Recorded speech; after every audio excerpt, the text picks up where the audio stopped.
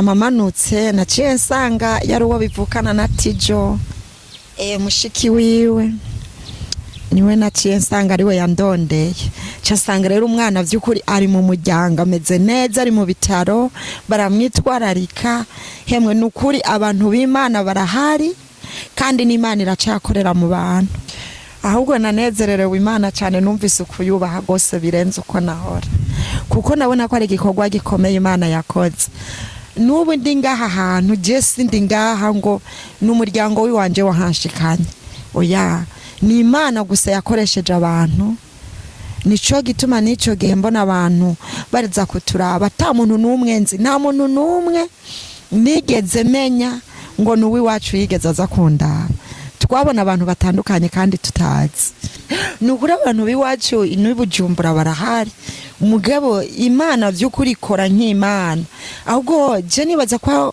ari Imana yashatse kunyigisha hariho Zaburi ivuga ngo naho data na mama bona ngo uhora hazonyitorera murabona tumaze gushika mu Kamenge baramukoreye operation ya mbere ariko nta kintu yashobora gufungura uretse gusa ko hari serumu bari bamwandikiye imwe yagugwa 500,000 nukuvuga Kamenga abaganga barafise ubwoba babonye ngena ameze muga abantu baza kuturaba bakaguma bavuga bati umwana azokira ndetse n'abasenga bakaza kudusengera hariho n'ababa bari hanze mu bihugu byo hanze bakadusengera baciye kuri telefone kandi bakatwitseza neza bavuga bati umwana azokira Keve yarashatse gufungura ariko dogiteri aravuga ngo ntibikunda nawe Keve ngo jewe birakunda ndavyumva hama dogiteri agaca agenda ngo yawe ushaka kunkwegera wa mwana we ntiyaragera cyo ntangura kwiyumvira abantu bose baje kuturaba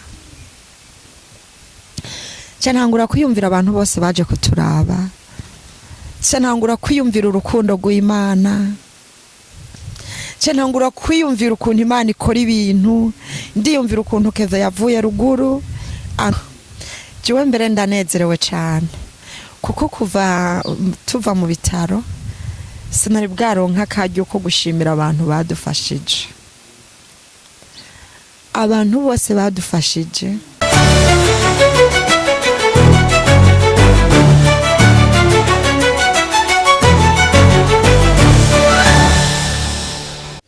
Yeah man, ladies and gentlemen, muraho murameze fresh nanje ndameze neza cyane kabisa. Uretse ko ibintu biba bimeze neza cyane ni Step Media Network.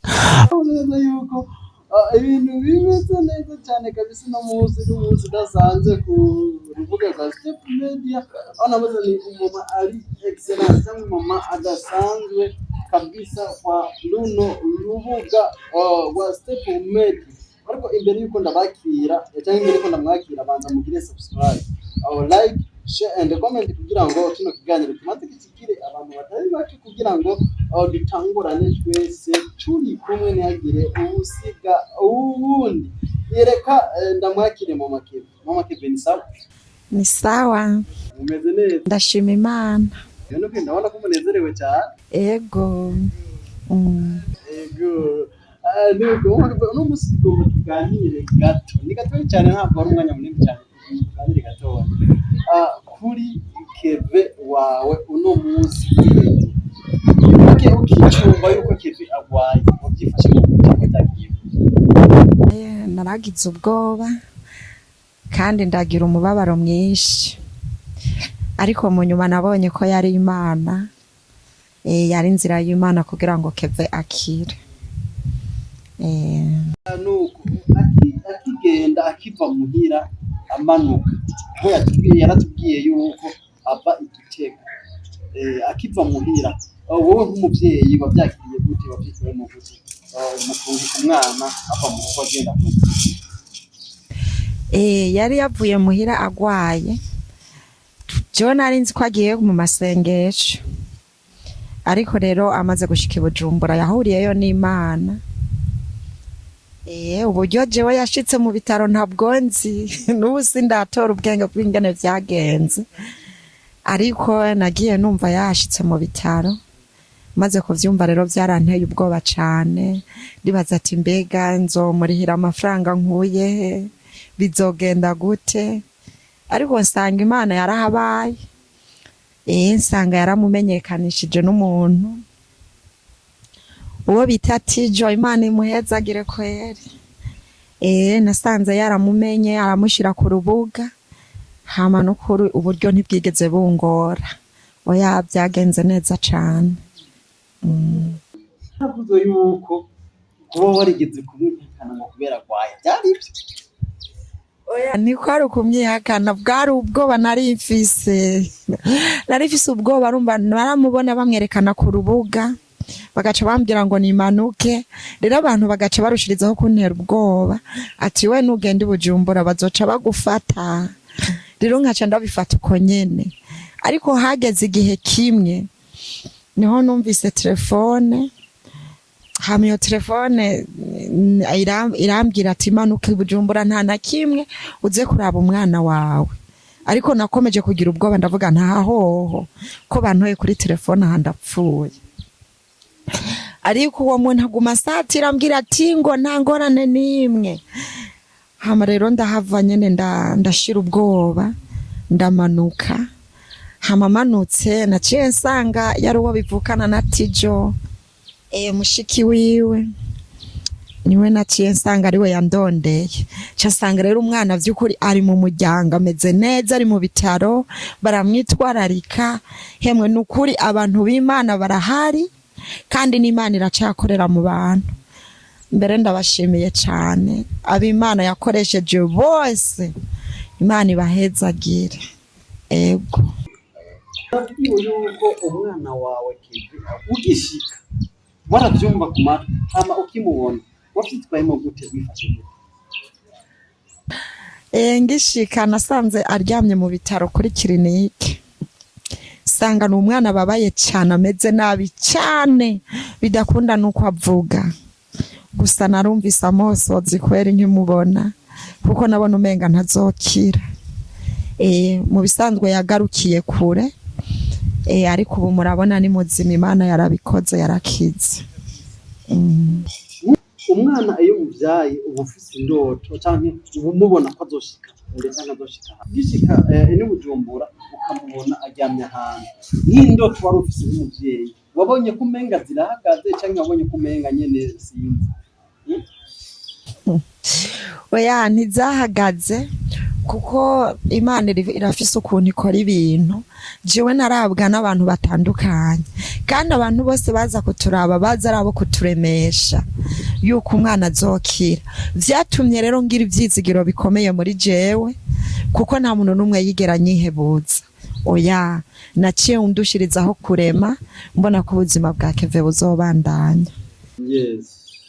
Umaze kuba uri mu bitaro ukabona abantu benshi bagiye batandukanye tanazi bari mu bintu bitandukanye, mbere reka mvuge nko mu bintu bitandukanye y'isi baje kubaraba nk'amama kiba ahubwo nanezererewe Imana cyane, numvise ukuyubaha gose birenze uko nahora, kuko nabona ko ari igikorwa gikomeye Imana yakoze. N'ubu ndi ngaha hantu je sindi ngaha ngo n'umuryango wiwanje wahanshikanye, oya ni Imana gusa yakoresheje abantu. Nico gituma nico gihe mbona abantu bariza kuturaba, ata muntu n'umwe nzi, nta muntu n'umwe nigeze menya ngo nuwi wacu yigeze aza kundaba. Twabona abantu batandukanye kandi tutazi. Rero vyandushirijeho kubona no kubaha Imana, kandi bica birushirizaho kumva ko nogira ivyizigiro ko umwana azokira. Kandi murabona no kuri ko Imana yarabikoze. No kuri Imana yarabikoze kabisa, bimeze ano umvuze yuko ata muntu uri wanyu n'umwe yigeze aja kubaraba mu bitaro, bivuga ko atuntu bari mufise bari bahari, ahubwo je sinzi ngene vyagenze. Nukuri abantu biwacu ino Bujumbura barahari, umugabo Imana vy'ukuri ikora nk'Imana. Ahubwo je nibaza ko ari Imana yashatse kunyigisha. Hariho zaburi ivuga ngo naho data na mama bona ngo uhora hazonyitorera. Rero je numva yuko iryo jambo Imana yashatse kuryemeza ko ari ukuri kose ribaho, kuko nuno munsi abantu biwacu barahari, ariko si inshuti cyane nk'uko abantu twahuriye mu bitaro tukundana.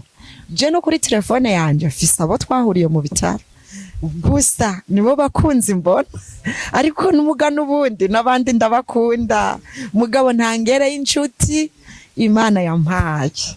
Ego baranayamaze ngo umukunzi w'ukuri mubonera mu bihe bigoye. Ego baramuvuye Keve arakize. Umunsi wa mbere avuga yuko akeneye ikintu afungura, ndazi mwari muri kumwe wabifashe mu gute? Yo naratangaye cyane.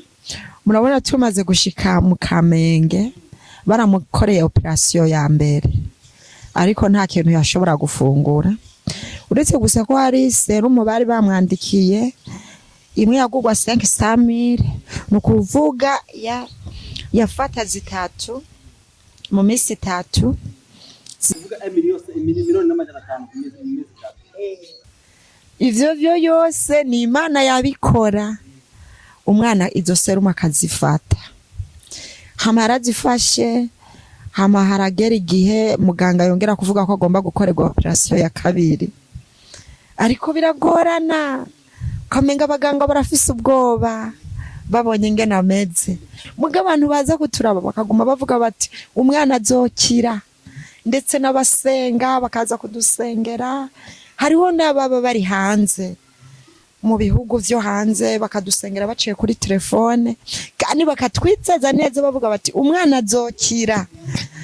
Hama abaganga rero bagaca babona Keve ntabwo bafise, kuko yari ku masengesho akomeye. Keve ntabwo yari afise, ariko banari ifise, bico bituma rero iyo operation ya kabiri bamaze kuyimukorera byaciye bigenda neza cyane. Nukuvuga mu minsi 3 Keve yarashatse gufungura, ariko dogiteri aravuga ngo ntibikunda.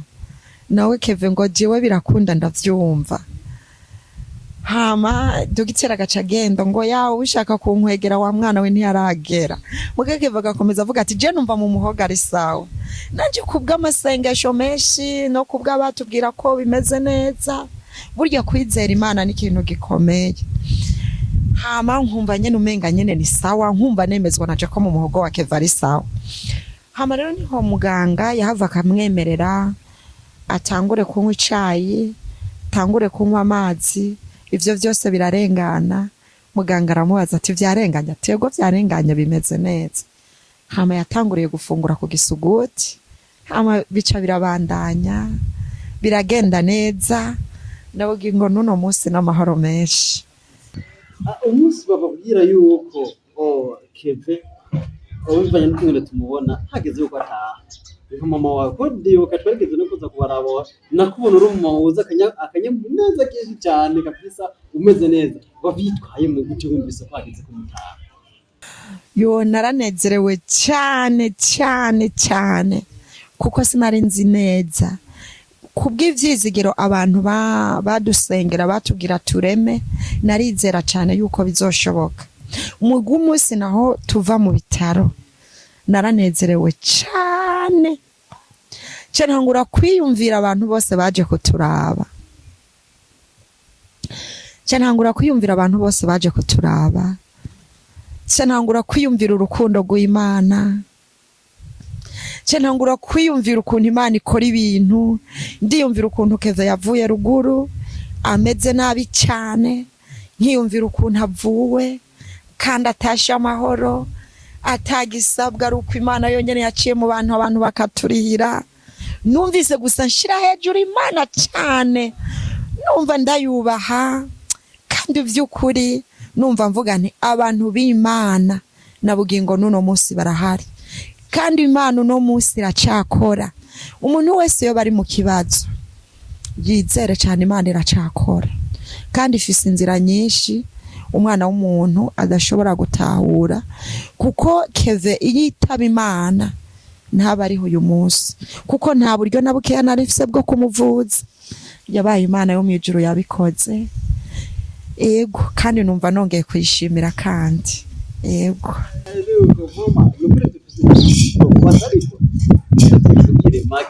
Tuvuge kwa mbere wanashaka nibikenewe uno munsi Keve ameze neza kandi twese twabibonye yuko Keve ameze neza cyane. Nk'abantu bari kwadukurikira cyangwa abakunzi bari kwadukurikirana, niki kintu ngo batekera cyangwa niki kintu babwira abakunzi ba Mama Keve n'abakunzi ba Keve muri rusange? Yo beshi ego jiwe mbere ndanezerewe cyane kuko kuva tuva mu bitaro sinari bwaronka akaryo ko gushimira abantu badufashije. Abantu bose badufashije, abari mu bihugu vya kure n'abari mu gihugu cy'u Burundi, nukuri Imana yo mwijuru ibahezagire cyane. Jiwe kuko ubwanje ntaco mfise no bakorera kandi nta nico mfise noba, ariko Imana ifise vyose. Izibampera umugisha mwinshi, izibampera umuhezagiro kandi zibahe iherezo ryiza, kuko vy'ukuri barakoze igikorwa ciza kandi ndashimira Imana itabatetereje. Baratanze uburyo bwabo, barigora, hama kandi ico bashatse cabaye cyo, kuko ndaza babikoze bose bashaka ko Keve akira. None Imana yo mwijuru yarakoze, yarakize. Hama nabo rero je ndibuka muri Bibiliya niho Daniyeli yavuze ngo abashikanye benshi kukugororoka ngo bazokwakaka nk'inyenyeri zo mwitanzanure ry'ijuru. Nukuvuga abitanze ngo Keve abeho baze bakake nk'inyenyeri zo mwitanzanure ry'ijuru. Kandi namwe ndabashimiye cyane. Imana ibahezagire, bagurira akarere kweri, kandi na Tijo Imana imwagurire. Hapo nyine nagira amapenga ngaruka kuri Tijo gatoya. Ni gute Tijo yoba yarabitayeho cyane kuruta abandi bantu bose? Ni ingabire Imana yamuhaye y'urukundo. Mama Keve wijura neza cyane, wijura neza cyane kabisa, kandi nyinshi zawe zirimo ubwenge bw'Imana kandi bivuga. Nibaza yuko two gushimira cyane, ariko nyimba hari umuntu umwe cyangwa babiri wo gusigaje gushimira akanyuma bawe. Murakoze cyane. Ego jiwe sindabibuka amazina, hariho abantu kweri nari gushimira cyane, sindabibuka amazina. Bari mu bihugu byo hanze baduhaye uburyo bwinshi kandi burebure cyane, sindabaza amazina, ariko Imana yo mwijuru irabazi. Nukuri ndabashimiye cyane kandi ndabashimiye. Yego Imana muri rusange ibahezagirire hamwe mwese atanu umwe nkuyemo, kuko umwe wese yakoresheje uburyo afise kandi yakoze uko ayumva abigoberewe mwo kubikora. Rero Imana ibahezagire mwese, ibaheshe umugisha. Ego Mama Keve turagushimiye cyane. Yes, bakozi ba Step Media yari Mama Keve, aho neza yuko ariko yatwiganira ibintu byinshi bigiye bitandukanye ku mwana wiwe, ku gitangaza yabonye, ku bukuru bw'Imana yabonye kuri Keve. Aho neza yuko yabonye ikiganza c'Imana umwana wiwe, aho neza yuko ibintu byo bimeze neza cyane. Bakozi ba Step Media ni neza yuko mwese ino ntahe igiye kubafasha kandi igiye kubigisha neza ubukuru bw'Imana icarico. Bakozi ba Step Media turabakora cyane, mushishikare kugira ibihe byiza, mugire aho muba mwubahwe. Ciao ciao.